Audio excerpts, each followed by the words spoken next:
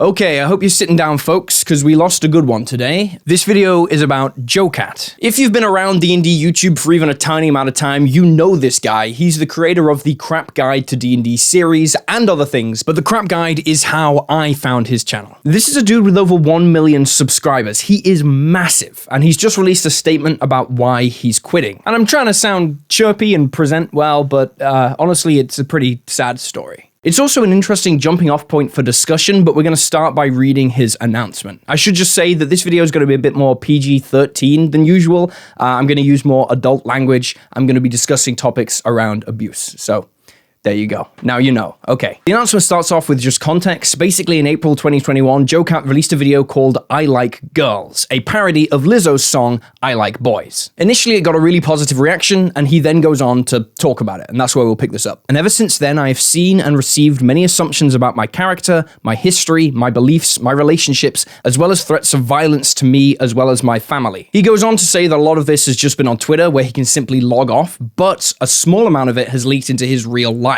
Private DMs over Discord and Twitch, suspicious packages being sent to his family, but I've always kept quiet about it because speaking out about it publicly would just encourage more and be presented as my own fault as well. This is why talking about anything is almost impossible online. If you have a platform of any credible size, no matter what you talk about, people will accuse you of just doing it for attention. If Jocat said, look, I'm dealing with abuse, people would abuse him just for saying that. You essentially just bypass the entire argument and you say, you're just doing this for attention, you're doing it for clicks, you're doing it for money, you're a bad person, and I don't have to listen to you. When what that person is actually doing is standing up to abuse. They're being incredibly brave. And creators just don't need that shit. Like, seriously, these big creators, they've got enough attention. They've got enough money. If they're speaking out about something, they know they are going to get shit for it.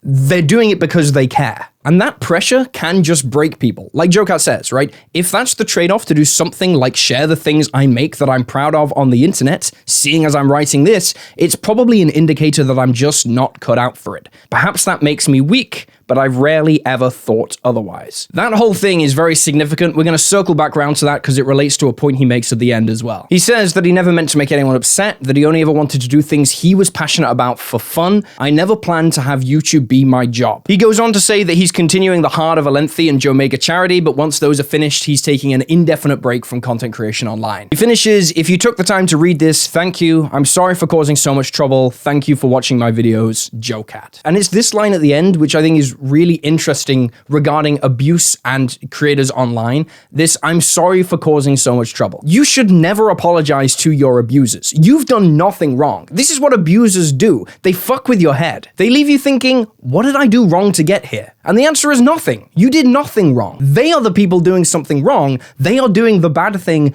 to you. Jocat sounds really sad here, but nobody is born feeling weak, as he puts it. That's something that the world shoves down your throat by trying to control you. You must be better at school, be more attractive, earn more money, get laid more, or get laid less, depends on your gender. And if you divert in any way from the total list of bullshit that other people try and force you to do rather than just be yourself, then you suck. Then you're lazy and you're weak and you deserve to be abused, which is bullshit. And honestly, it's hard not to fall for that crap if you were raised like it. Most parents and schools raise kids in that way.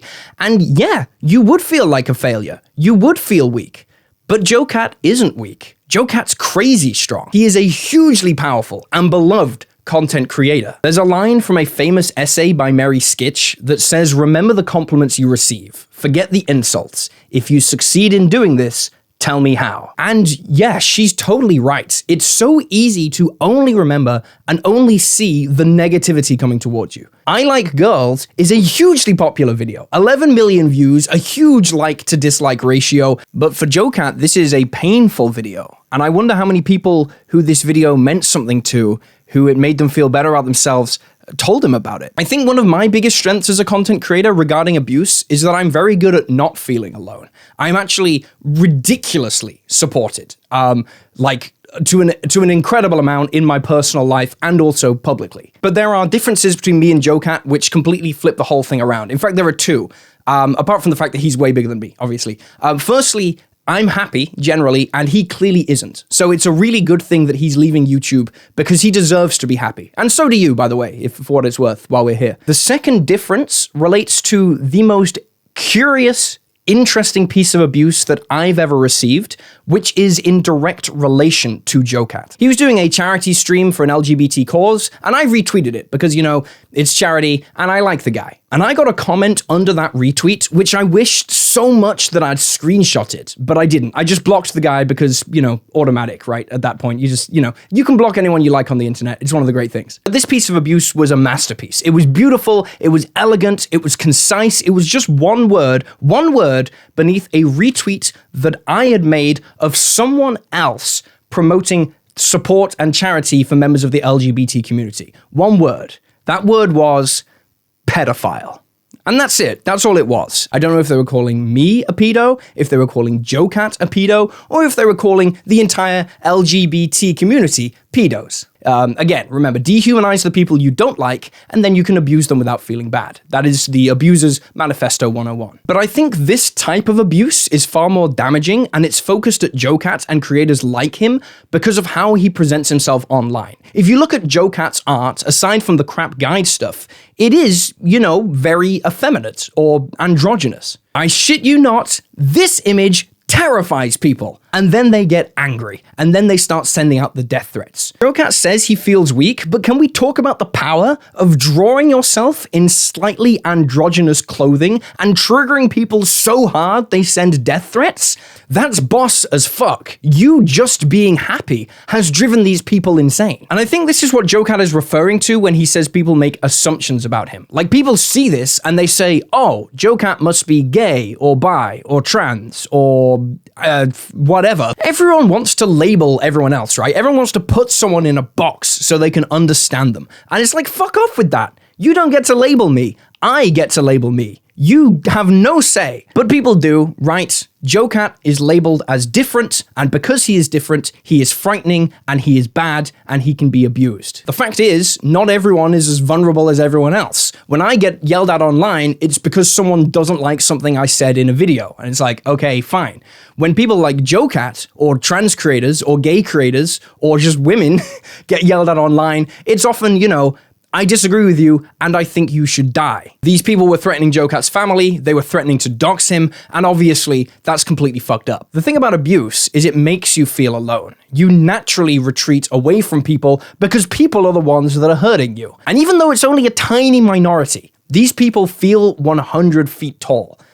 But there is kind of an answer that I'm going to go into now based on a personal experience of mine. Amidst the OGL situation, which was really shit, by the way, I got a message from Kelly of the Dungeon Dudes, which was, I won't show it here because it is a personal message, but it was just full of support and kindness. We had literally never spoken before. And it made me realize that even though I'm a happy guy and I'm proud of the channel, I had internalized some of the abuse that D&D Shorts got when it first blew up. I always assumed that other content creators, people I looked up to, just hated this channel, just hated me, hated the channel, which is crazy. Like, why would they? But that's just what I assumed. That's because a couple of other creators really seized the chance early on to jump on the bandwagon when people attacked me, when the channel was really new, when I was small, and use it to try and promote themselves. That really hurt. I got over it, but it really hurt. And I just kind of assumed, I guess other creators just don't like it. They're jealous, or they don't feel like D&D Shorts deserves the attention it gets.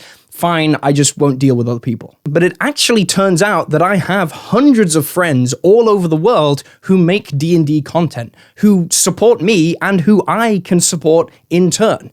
And it took Kelly just being nice to make me realize that. And sometimes we disagree on stuff. All of these people, I'm sure, have like looked at some of my content and been like, what the hell is he talking about? And I know that I've thought that looking at some of theirs, but they've all been kind. And they're all friends, and we all really just want the same thing, just to make stuff. So, you know, if you do like a content creator, tell them. Say, like, bro, I really like your stuff. It makes my life better. I think you're a cool dude. Because most people who enjoy stuff enjoy it silently, and the people who hate it incredibly loudly. So yeah, someone doesn't have to be literally suicidal for a kind word to lift them up massively. Be it online or just in your real life. For what it's worth, if JoeCat does see this, I think your content's awesome, dude. I think your crap guide to being a DM is like the definitive piece of Dungeons & Dragons YouTube content ever made. That video is literally where I draw the line in my head between old D&D YouTube and modern D&D YouTube. And the platform was never the same since you stopped making those videos. I also really liked your lecture at the Acon panel. It's probably my favorite video by you as another content creator. Random kudos from a stranger online basically means nothing if you're feeling bad. The real happiness in life comes from actual human beings that you interact with and you treat well and who support you. It sounds like in your note you have people who support you and love you in your real life, which makes me certain that whatever you do next, you will find joy and happiness. And I hope you do, because just the content you made brought me a lot of happiness and made me laugh a bunch of times. I know this video is very different, but JoeCat really was that big of a deal to this community. Maybe you don't realize if you came in recently, but he really was.